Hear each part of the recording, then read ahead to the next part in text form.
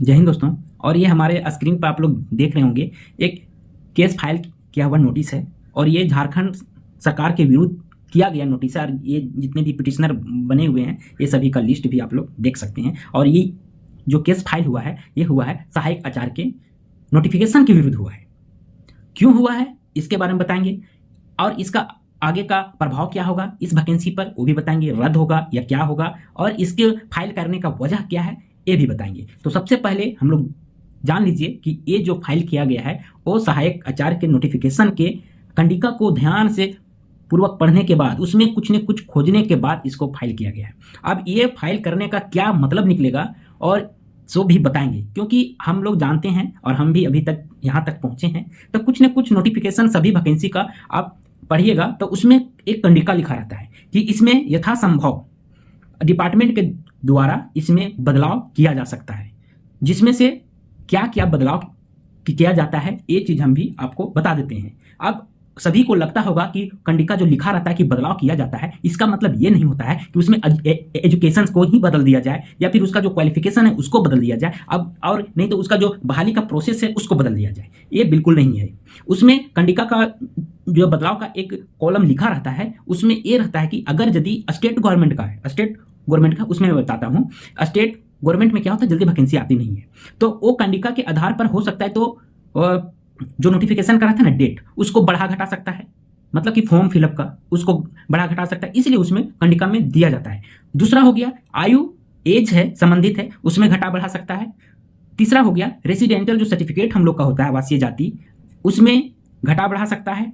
उसके बाद सबसे इंपॉर्टेंट है जो वैकेंसी रहती है उसको घटा बढ़ा सकता है, यानी कि वैकेंसी अगर यदि 5000 है तो उसको 4000 भी कर सकता है, 6000 भी कर सकता है। ये डिपेंड करता है डिपार्टमेंट के ऊपर, ठीक है। तो अधिकतम आप लोग अभी तक जितने भी वैकेंसी देखे होंगे वो घटता नहीं है, यहाँ तक कि बढ़ता है। और आप लोग को मैं बता देता हूँ अगर यदि आप रेलवे में आते हैं तो रेलवे में आज तक वैकेंसी घटा नहीं है, यहाँ तक कि वैकेंसी बहुत बढ़ जाती है। यहाँ तक कि अगर यदि 50,000 का वैकेंसी निकला है तो 50,000 के जगह में आप सोच लीजिए कि 60,000 भी 65,000 बहाली ले लेती है रेलवे। तो आप लोग यहाँ से जान लीजिए कि वैकेंसी कभी घटता नहीं है। अब इसको फाइल करने का मतलब क्या है ये भी मैं बताता हूँ। इसमें ये है कि अगर यदि सुप्रीम कोर्ट में सहायक आचार्य के जितने भी टेट वाले हैं वो सब फाइल किए थे तो वहाँ इन्होंने फाइल किया था कि बीच में कोई भी नोटिफिकेशन में बदलाव नहीं किया जाता है, वही फाइल का वहाँ से आया हुआ सुप्रीम कोर्ट का जजमेंट है।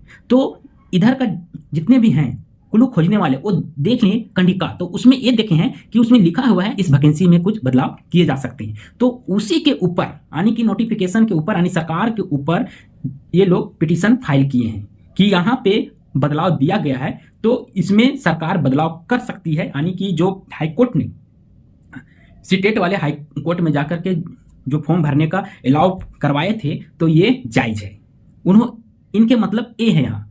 तो ये करने के बाद इन लोगों ने फिर से हाईकोर्ट में ये चैलेंज किए हैं कि नोटिफिकेशन में साफ साफ लिखा हुआ है कि इसमें सरकार बदलाव कर सकती है। तो यहाँ पे जब बदलाव कर सकती है तो हाई कोर्ट ने हम लोग को फॉर्म भरने और इसमें इस वैकेंसी में शामिल होने का मौका दिया, तो फिर से सुप्रीम कोर्ट ने हम लोग को वहाँ से क्यों हटाया।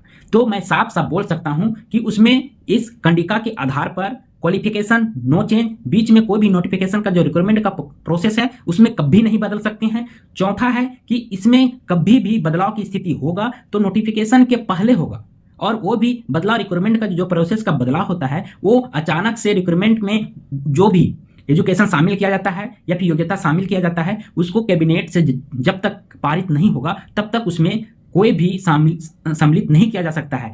क्यों? अगर यदि ये वैकेंसी में पहले अगर यदि इसमें सी-टेट का भरने का मौका दिया गया होता या सम्मिलित होने का मौका दिया गया होता और अभी नहीं मिल रहा है तो इस स्थिति में ये सब फाइल करने के बाद इसमें उन लोगों को बेनिफिट होगा। लेकिन पहले से भी इसमें वो सबको शामिल नहीं किया गया है और नोटिफिकेशन निकल गया है और इस पर कभी ना सदन में बात हुई है ना कहीं भी कैबिनेट में इसका प्रस्ताव भी रखा नहीं गया है और वहाँ से प्रस्ताव पास भी नहीं हुआ है। तो कभी भी कोई भी नोटिफिकेशन में बीच में बदलाव आप ऐसे नहीं कर सकते हैं।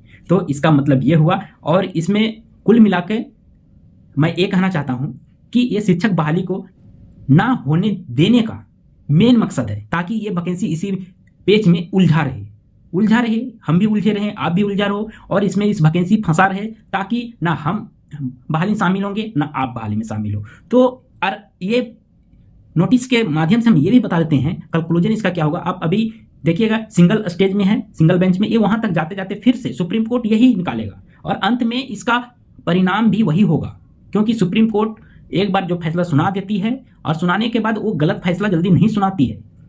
बहुत सोच समझ के वहाँ एक से एक विद्वान होते हैं जिसके आधार पर ये जजमेंट दिया जाता है, ऐसा नहीं है। और ये आप लोग ने एक छोटा सा कंडिका के माध्यम से जो हाईकोर्ट में पिटीशन फाइल किए हैं, ये पिटीशन उपयुक्त नहीं है। मैं अभी भी बता देता हूँ, ये उपयुक्त नहीं है। आगे जा करके ये ऑलरेडी खारिज हो जाएगी। बस नुकसान ये होगा कि इस वैकेंसी को आगे जो प्रोसेस हो रहा था उसमें थोड़ा सा अड़चन जरूर डालेगी, क्योंकि विभाग भी चाहता है कि कोई ना कोई इसमें अड़चन डाले ताकि मैं ये वैकेंसी को अभी तक अस्थिर रखा रहूं, ताकि बहाली को आगे प्रोसेस ना करूं। ये सभी चाहते हैं, नेता मंत्री जितना है, सरकार है, वो भी चाहती है कि इसी में सभी स्टूडेंट उलझा रहे।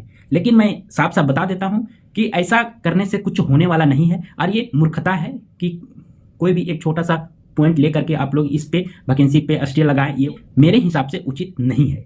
तो आप लोग समझदार हैं, झारखंड के हैं, सभी समझदार हैं, आप लोग समझने का प्रयास कीजिए और इस वैकेंसी को आगे होने भी दीजिए, नहीं तो इसी तरह चलते रहेगा तो अच्छी बात नहीं है। तो इस पिटीशन का मेन मकसद है कि वैकेंसी में अड़चन डालना, उसके अलावा कुछ नहीं होगा। ये जाकर के आगे जाकर के ये पिटीशन ऐसे ही खारिज हो जाएगा। तो यही था, तब तक के लिए जय।